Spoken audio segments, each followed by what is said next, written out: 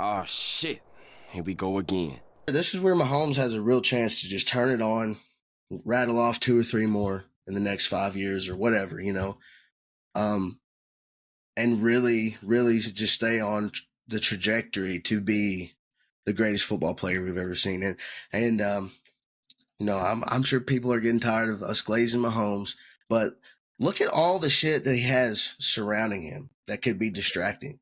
That from his struggles with his brother, being a shithead, and his dad, getting in trouble, for drinking and driving. And then the whole, people hating on his wife and this, that, and the other. And then, you have the receiver thing that became an issue this year. And then you have Travis Kelce and Taylor Swift that could have been a distraction, and yada, yada, yada. 99% of people would let their foot off the gas. They'd be like, I did enough.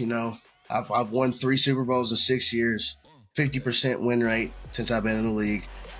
But he shows no signs of slowing down.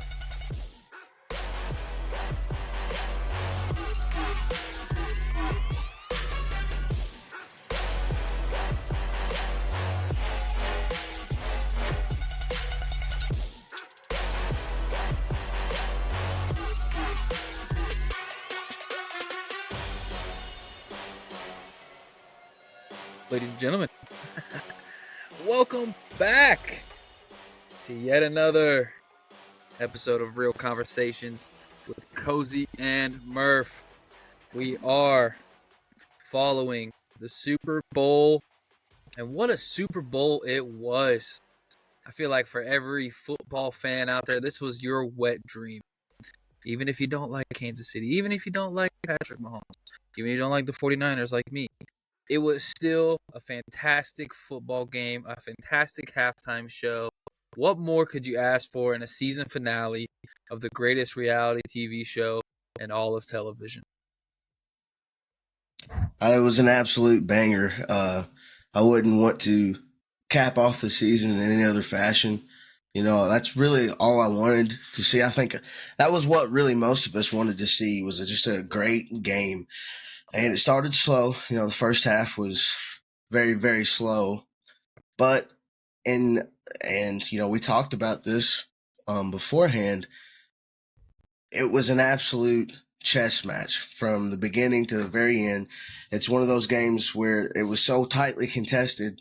It was such a good matchup, so evenly matched, that literally every single play mattered. And it was 1 or 2 plays that swayed the difference, Yeah.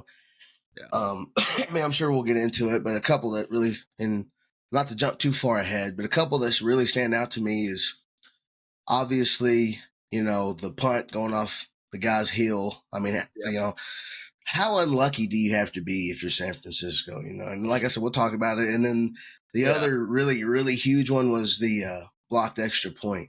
I mean, they hit that. I mean, it changes the whole complexity of the ball game. But that's just 1 or 2 plays, and that stood out to me that really made the difference in this one. And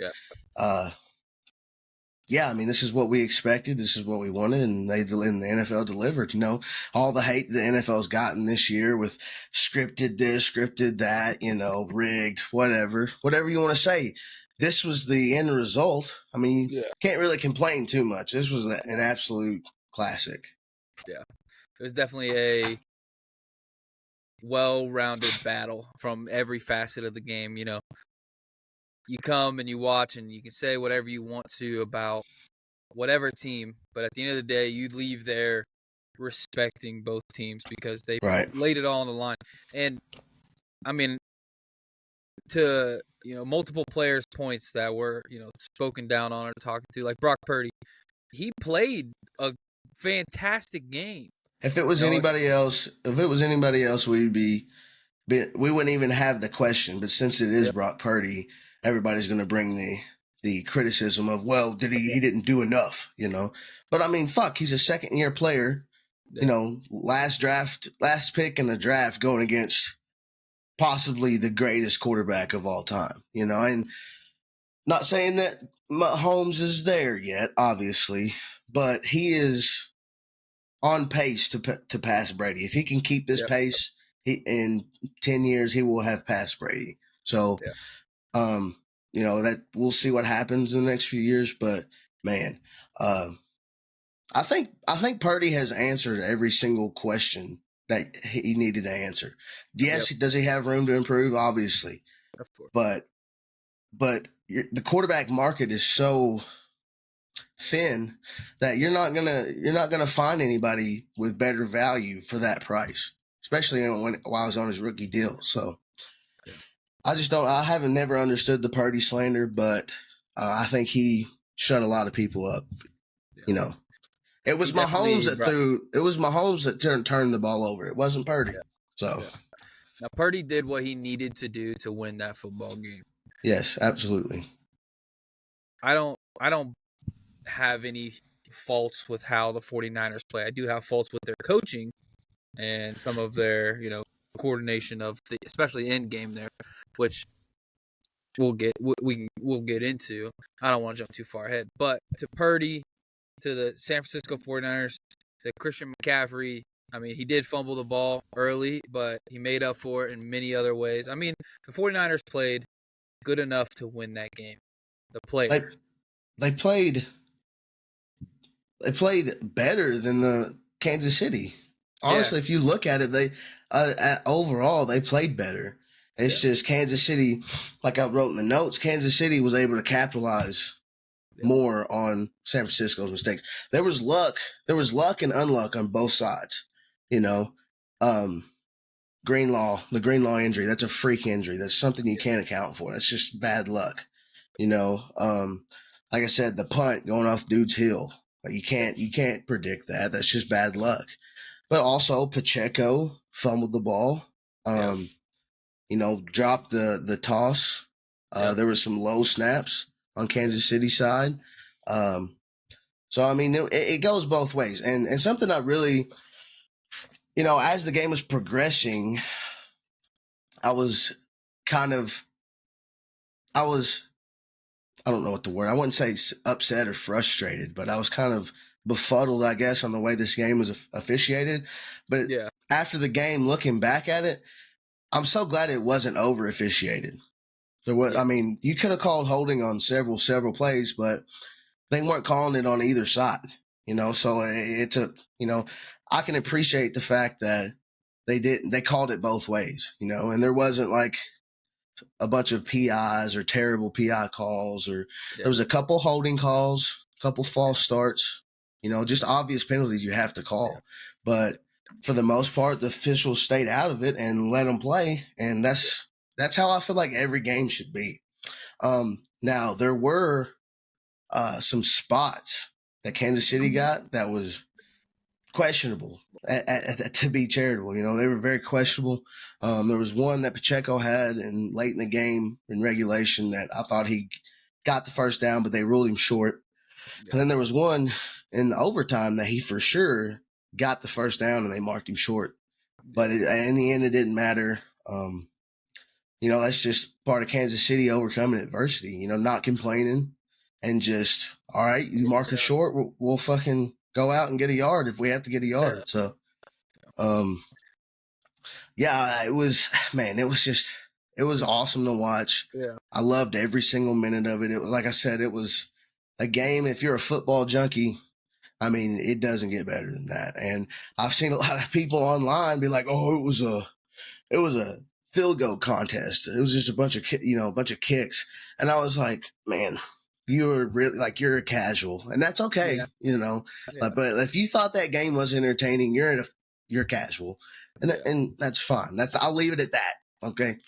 But yeah, I thought both kickers played an amazing game. I mean, Moody being a rookie, having probably the game of his life, making 250 plus yard field goals.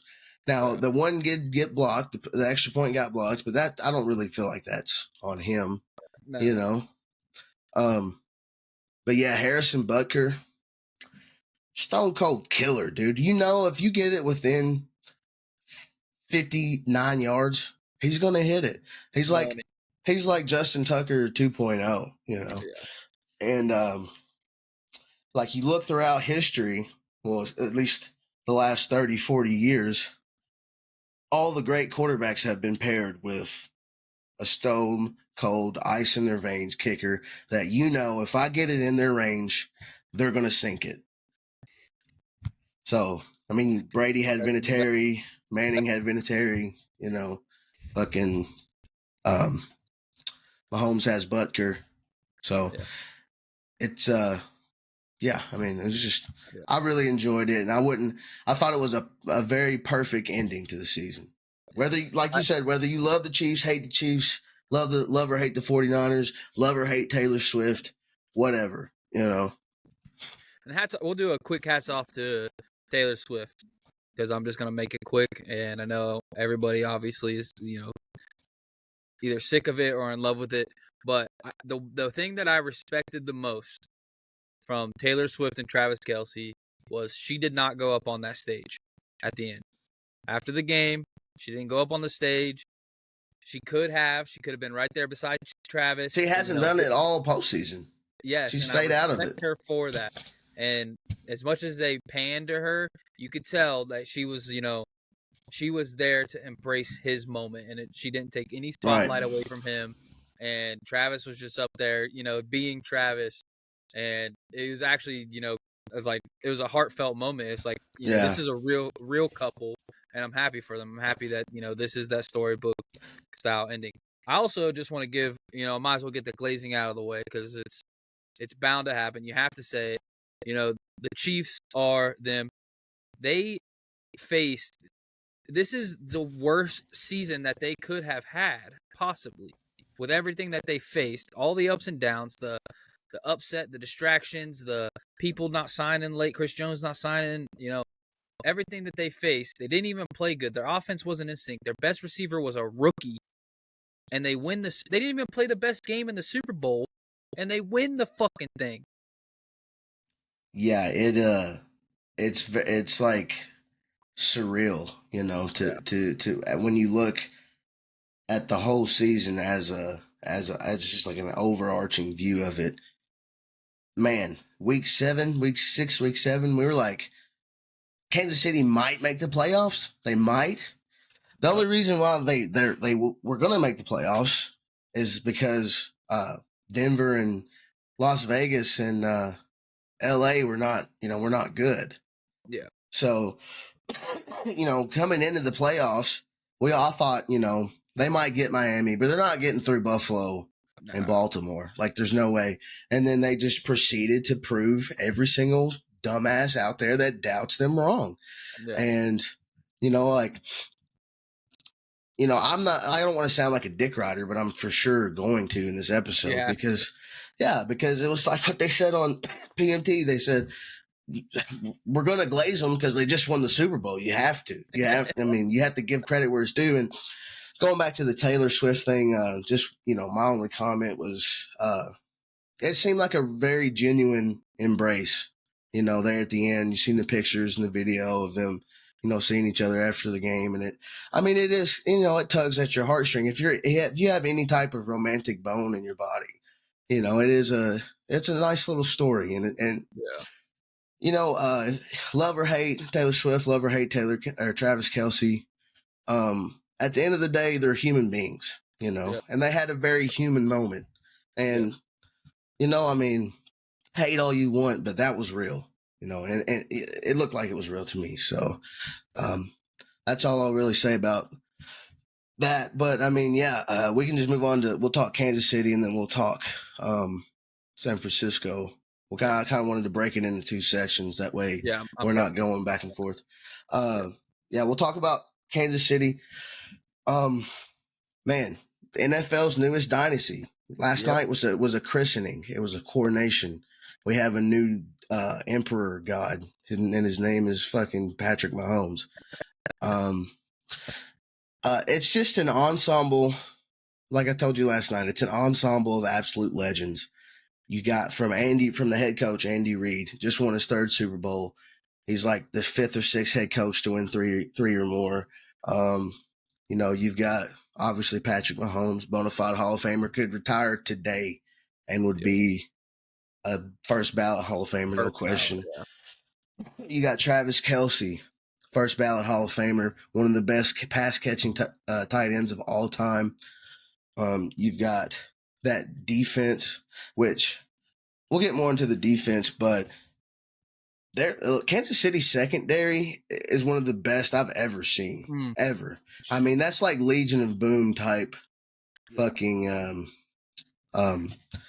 talent and just, chemistry. They play on a string, and when they're like an amoeba because they can play zone, they can blitz, they can play man, they disguise everywhere on that. And that leads me to my next point in Spagnuolo.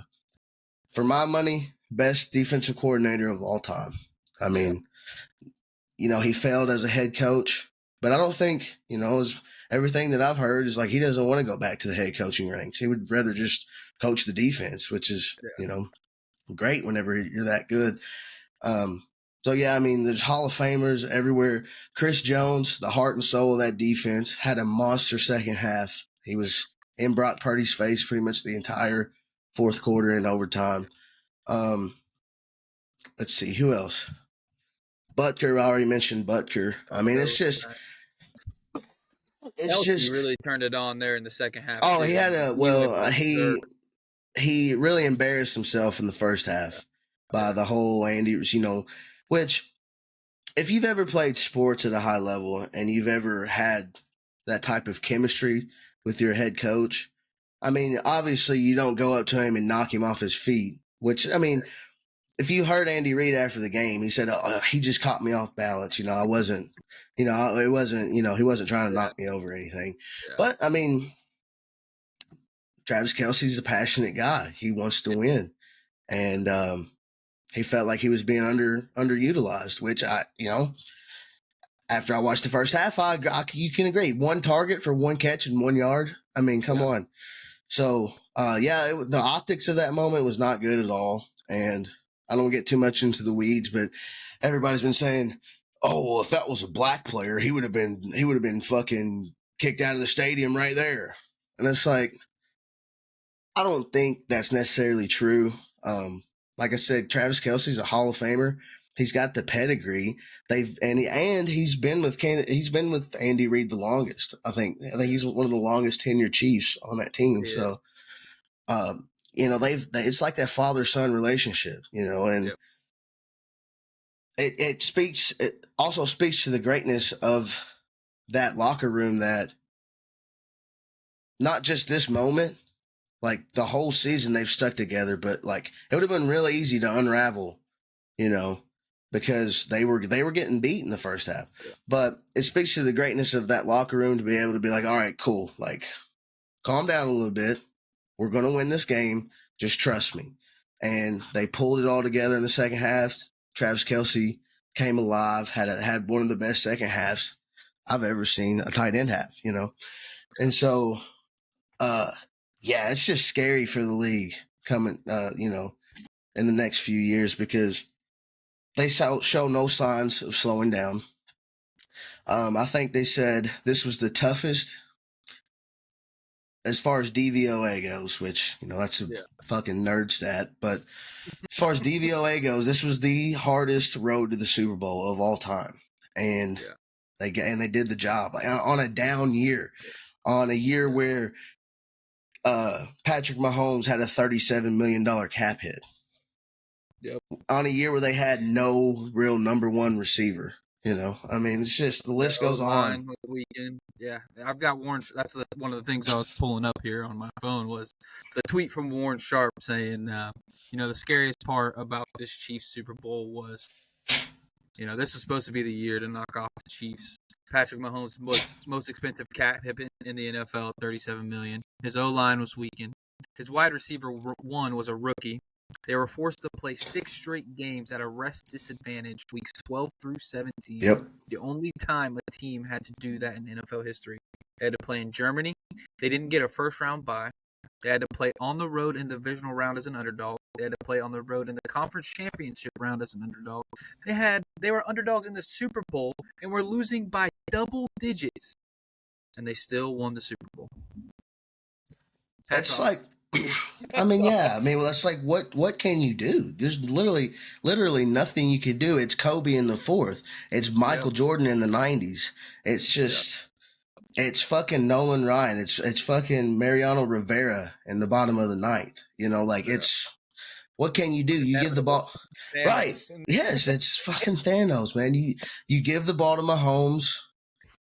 You know, with a buck 50 on the clock, Too much and time. he just proceeds to make every right throw, every right decision.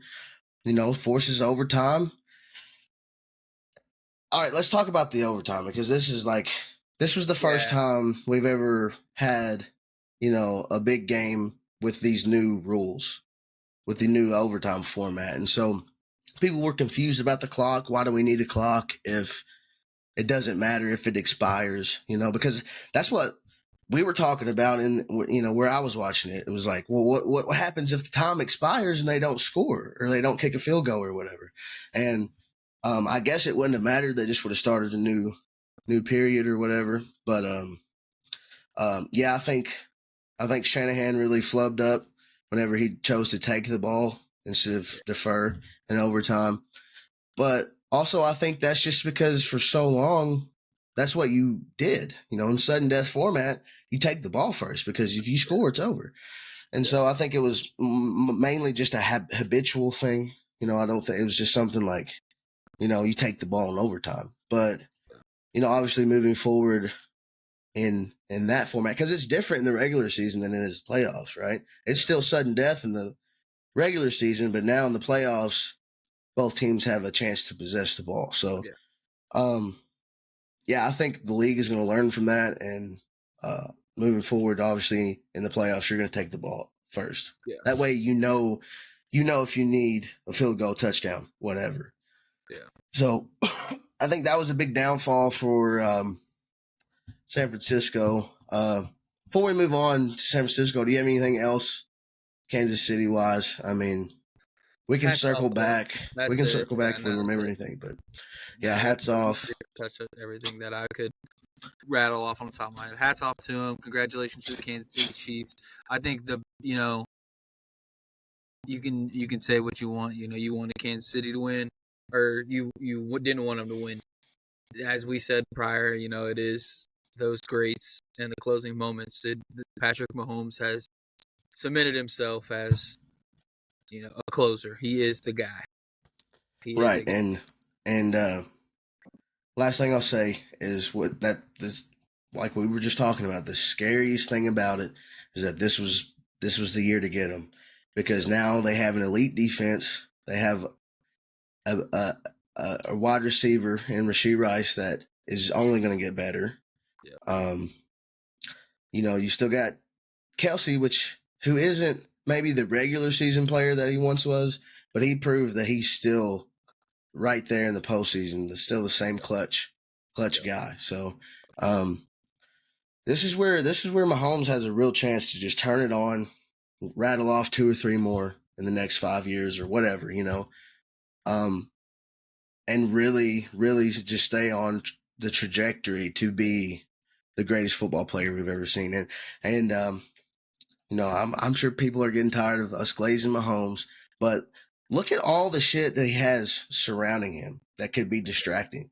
That from his struggles with his brother, you know, being a shithead, and his dad, you know, getting in trouble, you know, for drinking and driving, and then the whole, you know, people hating on his wife and this, that, and the other, and then, you know, you have the receiver thing that became an issue this year. And then you have Travis Kelce and Taylor Swift that could have been a distraction, and yada, yada, yada. You know, 99% of people would let their foot off the gas. They'd be like, I did enough. You know, I've won 3 Super Bowls in 6 years, 50% win rate since I've been in the league. But he shows no signs of slowing down.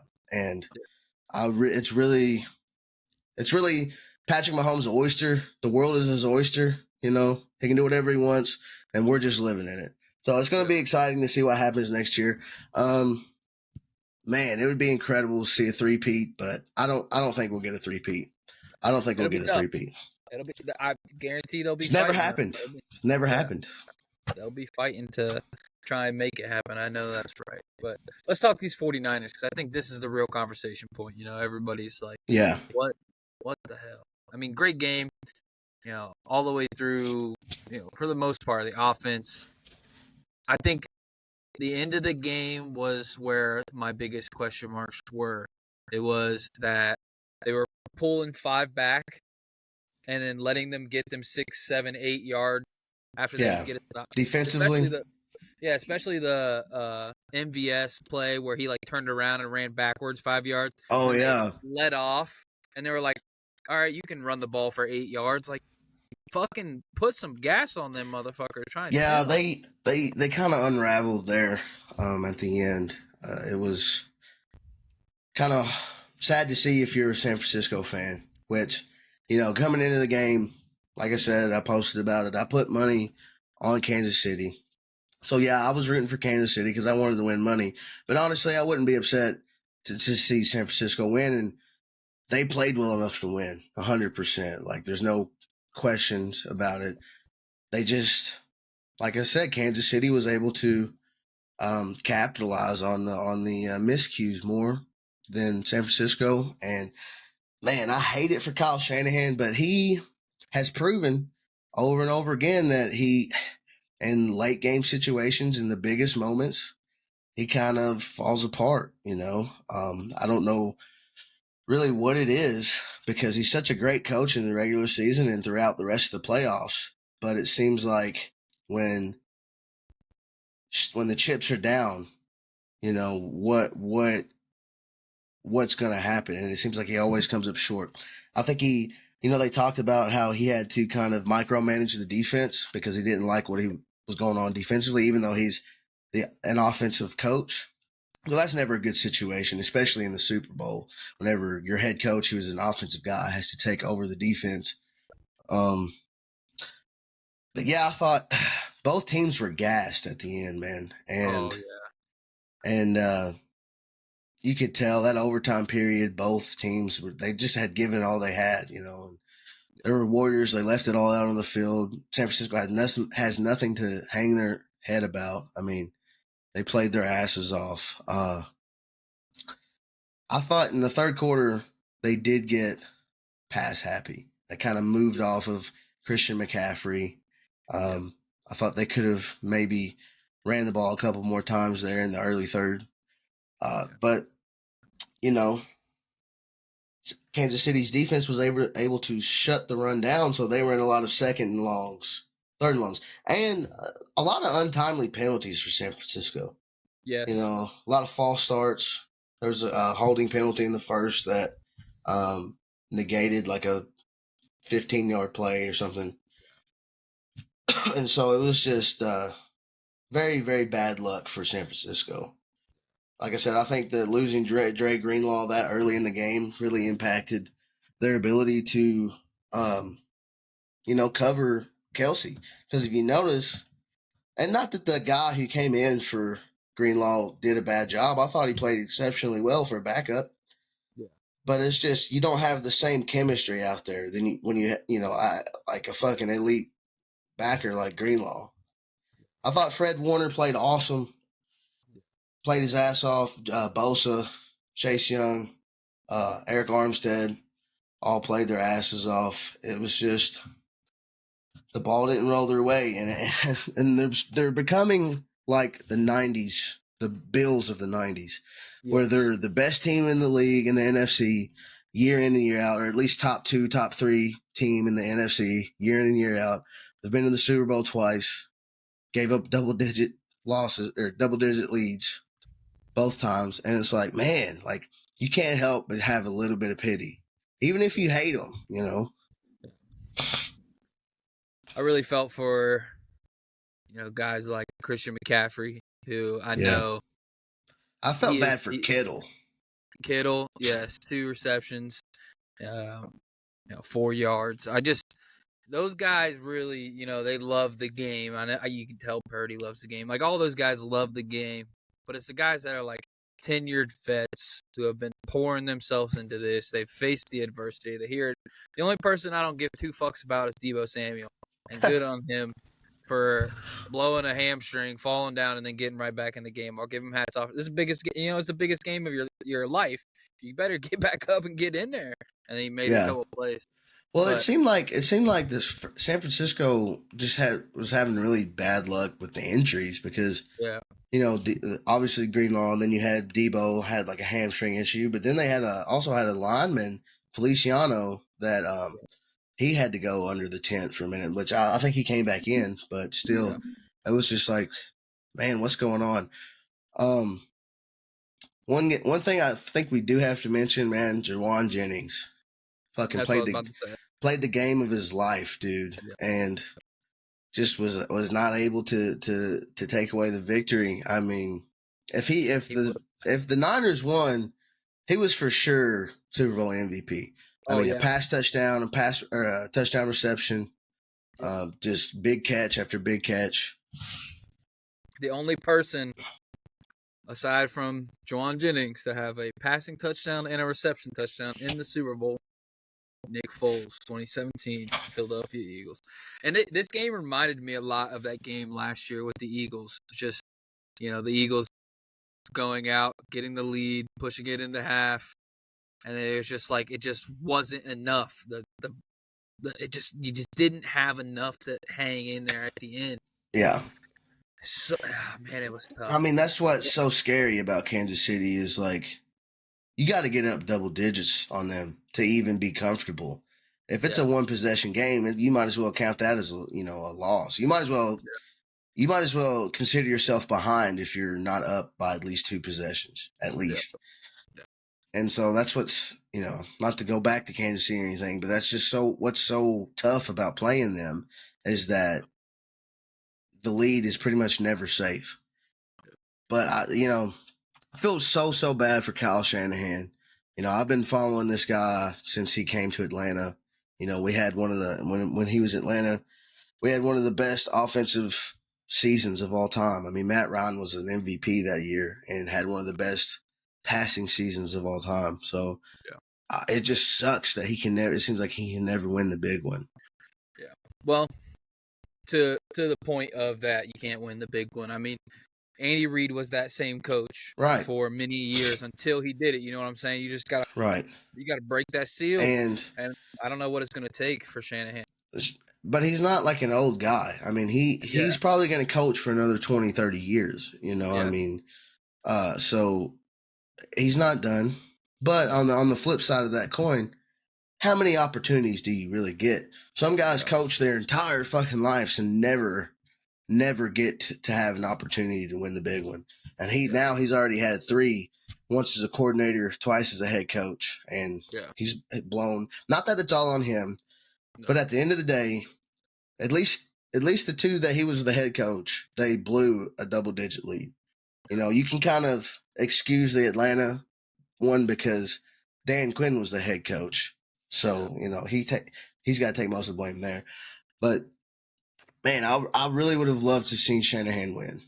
But it is what it is. Like you said, it's fucking Thanos. Let me ask you this hypothetical. If D'Amico Ryans is still the defensive coach for San Fran, you think they win that game?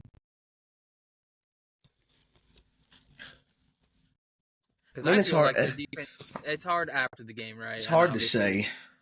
Yeah. It's hard to say, but their defense was better last year. Yes, absolutely. And San Francisco's defense is fucking great.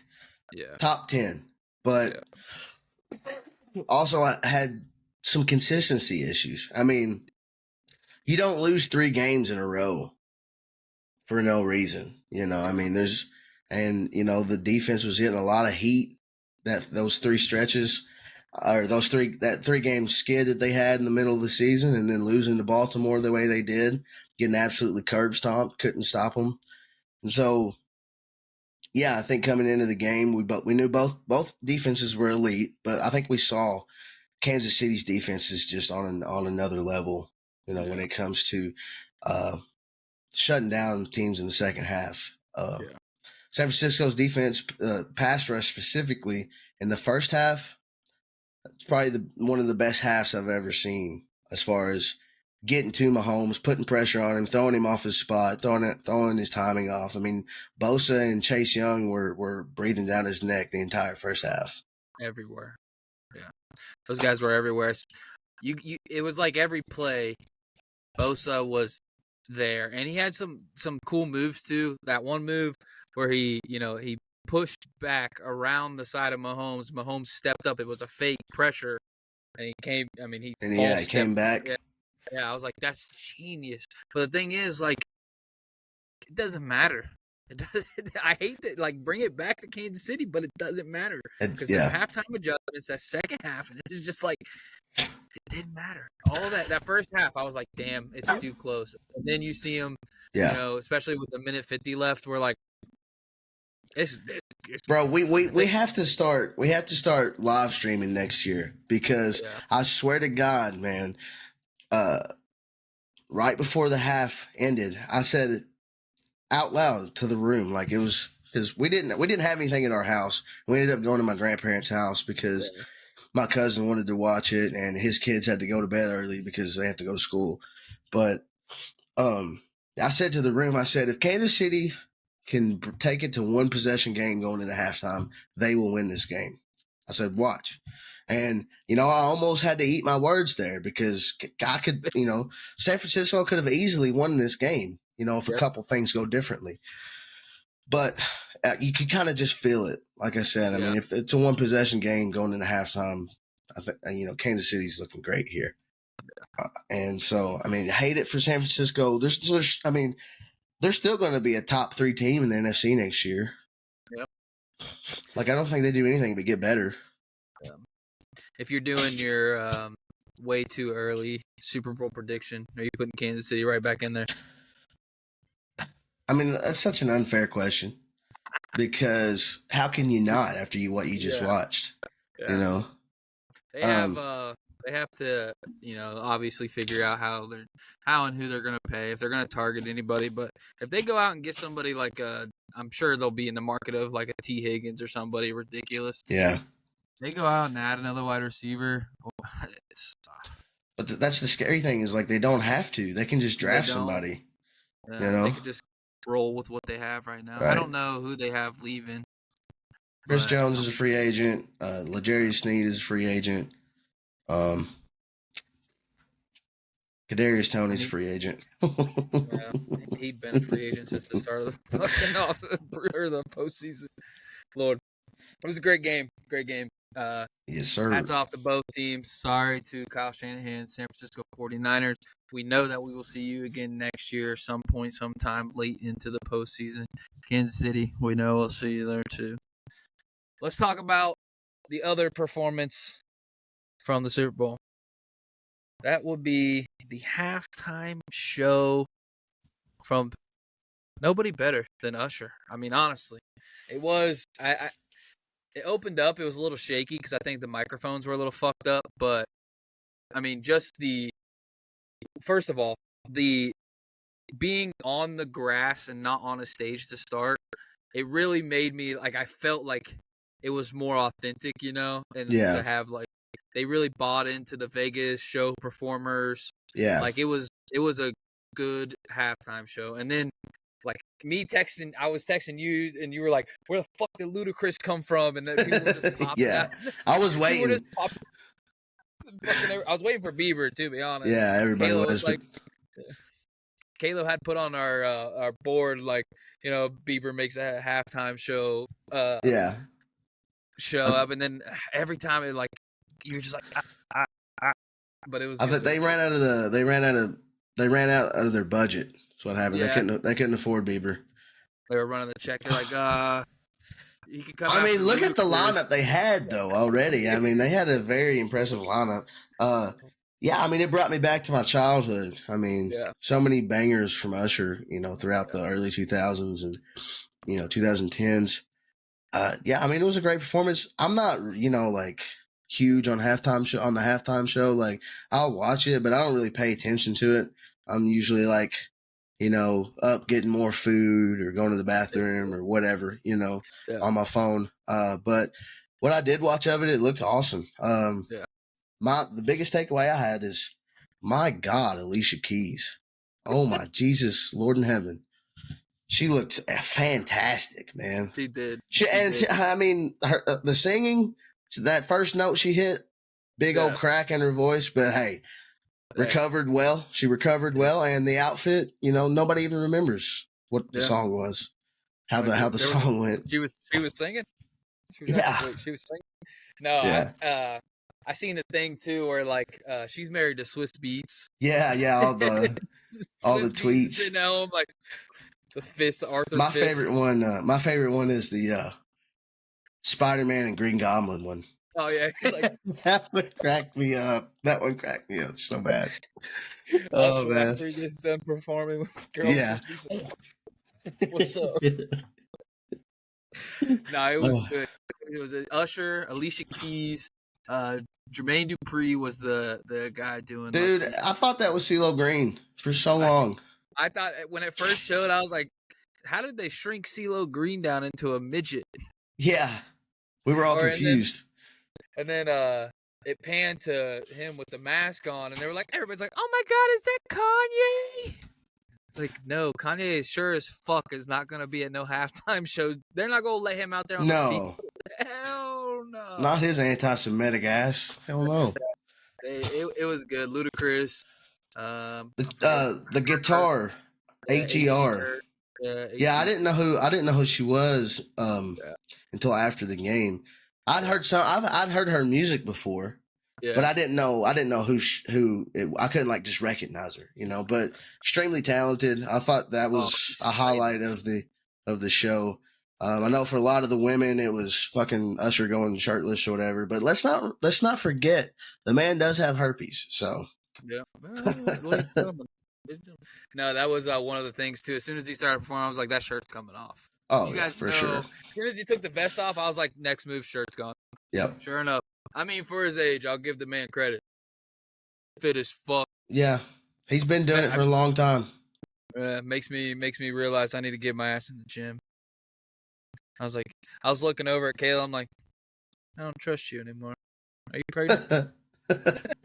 I better get this one pregnant soon. No, but yeah, it was a good halftime show. What I think is so funny, and not to get too much into the weeds here, and I know this is probably going to come out wrong and it's going to be received wrong, but I get such amusement out of these old white dudes on social media that are like, this fucking halftime show sucks. Blah, blah, blah, blah. Why don't we have some fucking goddamn Creed on there? It's like, shut the fuck up, you uncultured swine. This halftime show was culturally relevant for people of our generation, and it was a good halftime show. No matter what you think about the music, it was a good performance. It was on time. Incredible guest list of appearances. Yeah. I mean, what else do you want from a halftime show? You're an old fucker anyway. Why do you care? Go grab some more chicken wings out of the kitchen. Just leave the room if it bothers you that much. Just fucking leave the room. It's not for you, and I think that's where people just get caught up in their own feelings and shit. They're like, I don't like what I imagined, and I'm shouting out Brady here, even though he has no idea that I mentioned this out loud. It's like I imagine Brady and his wife, like two stern Christians, and cover your eyes, honey. The shirt's coming off. Yeah, when Alicia Keys, comes out with their red piano and the the red over thing on her shoulder, and then she takes it off, and it's like see through and shit. It's like, oh my God, what's happening to our country? Put the kids in the basement. Yeah. Okay. Cut that off. I'm sorry. I don't mean it as a direct insult. I was just using you because I know you guys are Christian folks. But still, it's just like I just imagine some people were like, we're gonna turn on the gospel in between because we don't. We're gonna have Bible study for the 20-minute halftime show. No hate. All love. But good halftime show.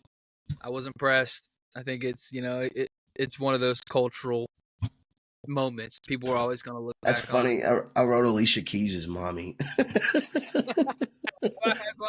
I read it earlier while I was reading the list, and I was like, this fucking Alicia Keys. Hey, I need to I don't know. Maybe I need to look into her music more. Yeah. fucking people want Creed. With all my whole heart. Hey, they did do the Super Bowl halftime show before, and it was a good performance. It would have been a banger. It will be a banger.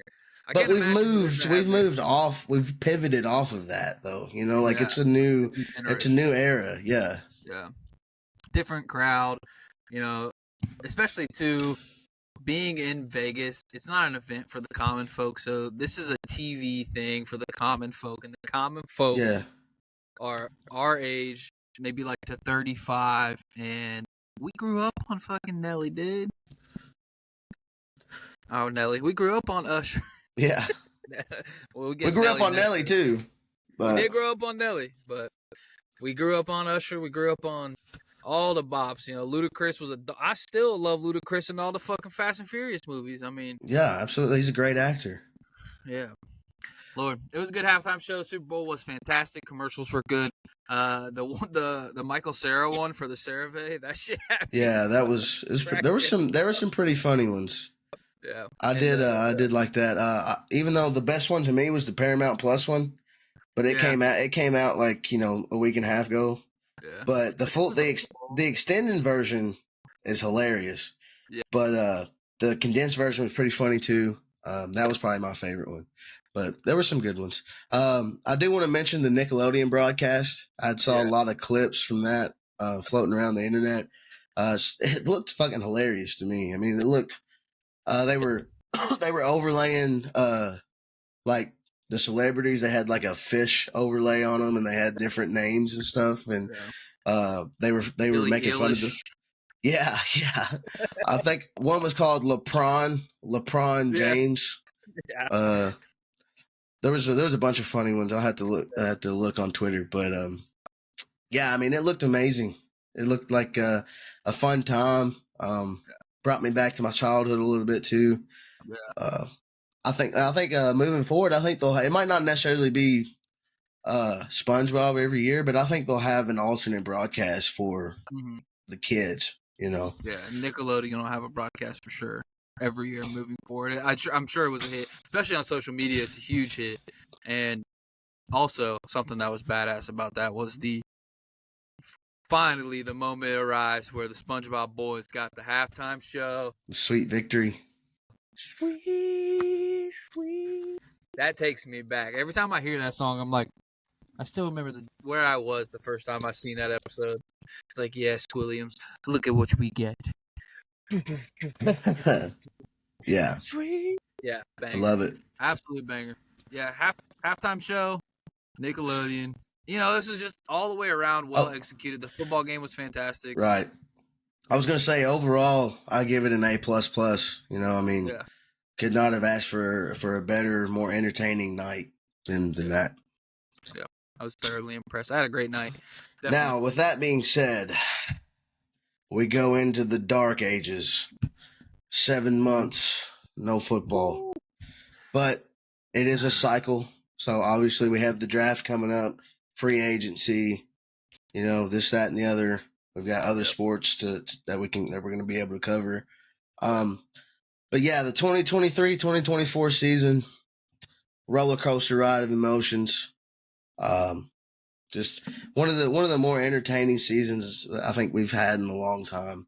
Whether that's due to the Swifties or this, that, and the other, there's so many things that you can look back to and be like, wow, I really appreciated that. I really savored that. So great season. Like I said, I'll give the Super Bowl A+. I give that season overall an A+. Great. Now, time to figure out what we're going to do in the draft. Yeah, time to make some moves. Hats off to the script writers. Well done. Yeah, y'all cooked it this year. Y'all cooking. Y'all earned your bag. Now next year, let's script up the Eagles in the Super Bowl. Let's move on from football because that's what we're going to have to focus on moving forward. We got a few things that we want to close out with. One of them being a huge media topic because there was a lot of drunk people, a lot of golfers getting upset with fans, and it seems like the downfall possibly for the PGA. The Waste Management Open turned into a rough house, it seems. I know you were sending me all kinds of clips and videos, and you kind of brought it to my attention. I wasn't aware of it, but what a shit show. Yeah, the first clip I saw was of a guy. He's sitting on this bar stool in the middle of like this hallway or whatever. He's got his head down. He's got a bottle of water in his hand. I mean, obviously blackout drunk, and he's just got piss just coming down out of his shorts, just pissing himself right there in broad daylight. No fucks given. And I was like, wow, I need to do some investigating because this seems like an absolute debacle, like just a cesspool of degeneracy all the way through. They had to cut off beer sales and admission because of just how quickly everything devolved into just chaos. You had people slipping and sliding on the mud, sliding down the hill shirtless. I mean, just people getting arrested left and right, people heckling the golfers. And to be fair, I'm not a huge golf guy. Like I said before we started the pod, I'm not huge on golf. I don't really know a lot about the culture of it all, but apparently the Waste Management Open is marketed to be like just a big party. Come buy our beer, drink our beer, have a good time, have a good weekend, let loose, let's just have some fun. And I guess it was just too much too fast. But for everybody who is like saying all like this, that, and the other, I mean, yeah, they probably did take it a little bit too far, but you've obviously never been to a music festival. You've never been to like a Oktoberfest or anything like that. Cause I mean, shit like that happens all the time. People, if there's beer there and it's just like an atmosphere of everybody getting fucked up, I mean, you're going to have everybody getting fucked up. That's just how it is. So not a good look for the PGA. The optics of it are very bad. LIV, did they have a tournament this weekend? I don't know. Like I said, I'm not. Their leaderboard was like big, huge names, and then it was this big like saving grace for the golf weekend when the PGA had the Waste Management Open, and it was just an absolute shit show. Well, I think Liv is a serious competition for PGA. Yeah. PGA's had a stranglehold on the professional golf industry or whatever you want to say for so long. And now, it looks like they're kind of falling off, and we're getting a new organization to step in and try to raise the standard of golf, I guess, in a sense. Yeah. It's time for a power change. The PGA, like you said, has had a chokehold on the golfers and how much money they make and all of that shit. And I think a lot of sports, if you need to investigate this shit like the MLS, stuff like that. You can start an organization if you have the backers. You'll pull the guys because money talks, and you can create something great as long as you're willing to pay. That's what LIV did, Liv did. They just like, we're gonna build something great. We're gonna pay these guys, and we're gonna have a good time. You can wear shorts. You can wear shorts and golf. Yeah. Holy shit! You know what I'm saying? Yeah, it's like the new school. Yeah. Like if I was gonna be a pro golfer, I'd go to Liv. I'm not doing that shit. I mean, yeah, it seems like the more fun place. Yeah. There's not a lot of. It's like pro golf. Yeah, it's like it's just. I don't know, but like I said, I'm not really into golf. I've only been golfing maybe like a handful of times in my life. I'm not good at it, but it's fun, and you can drink when you're doing it. So let's have a good time. All right, let's get this fucking in. Let's get it in. I need you to vent, brother. What's going on? All right, Kentucky basketball. You guys all know, we played Gonzaga over the weekend. Very, very hard fought game. Very close game. Cats should have won the game, in my opinion, but I might be a little biased. Man, it's Calipari, man. I hate to put all the blame on him. And obviously, the players have to perform. They have to play better.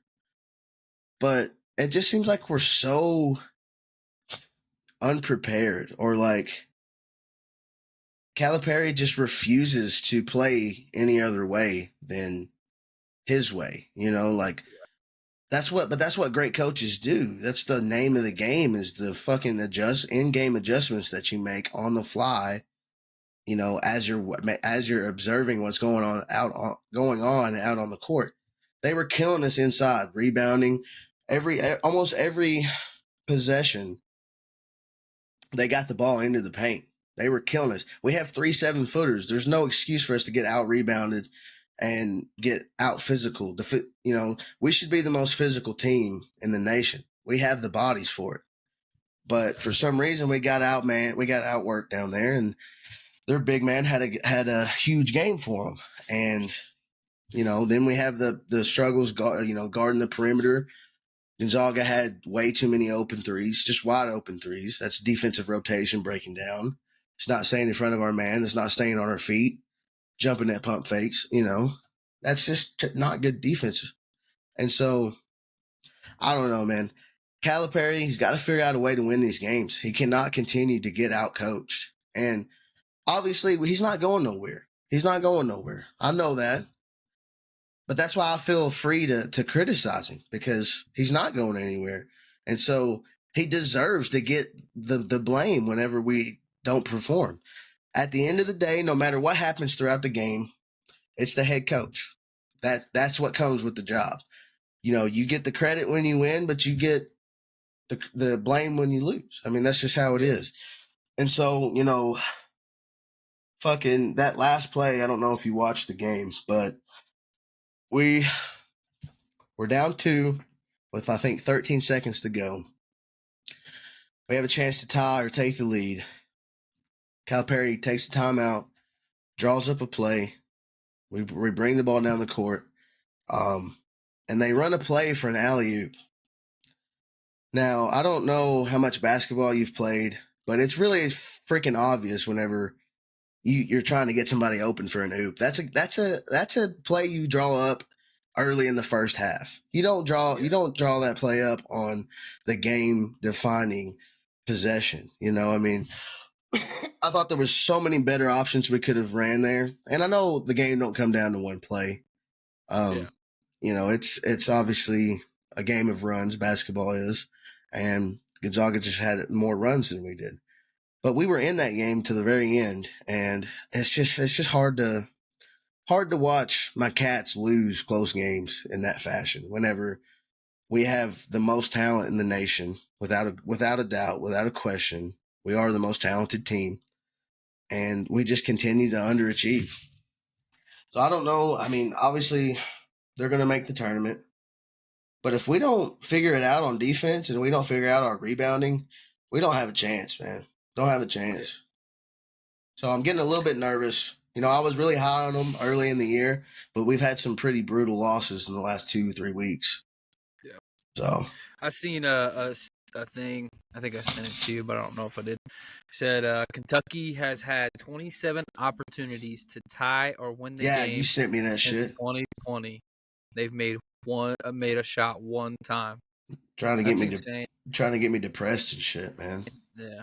Hey, man. That is so like just too. It's insane. It just shows it just seems like the culture in Kentucky has died. Well, it's gotten stagnant. Yeah. I guess that would be a good word for it. It's gotten stagnant. We've stayed at the same level for so long.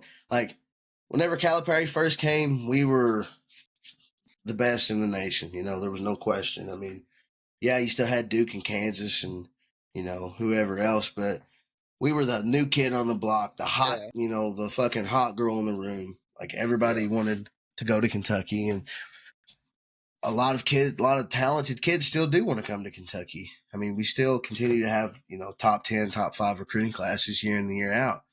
But like I said, Cal has gotten stagnant. He has not evolved as a coach. He still thinks that he can coach the way he did John Wall and DeMarcus Cousins and win that way. And you can't.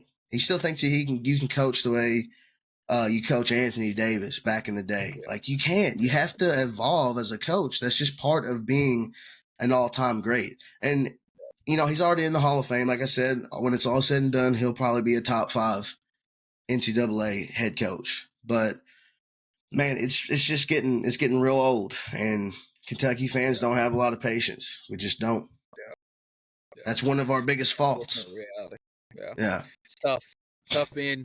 If you're winning, you're the king of the world. But if you're losing, you're a peasant in the street. Right. Cal Perry right now is picking crumbs out of his $1 million house for the lifetime contract that you guys paid him. Yeah. Did you see? Not to transition too quickly, but did you see that Chip Kelly is now the Ohio State offensive coordinator? Yeah, that's huge. That's gonna be. Works hard. Yeah, I mean, I can't say because that. yeah, you're gonna have to bleep that out. Ohio State offense this past season was kind of underwhelming, and so I think this will give a jolt in the offensive department. Obviously, I mean, you guys have great talent every year.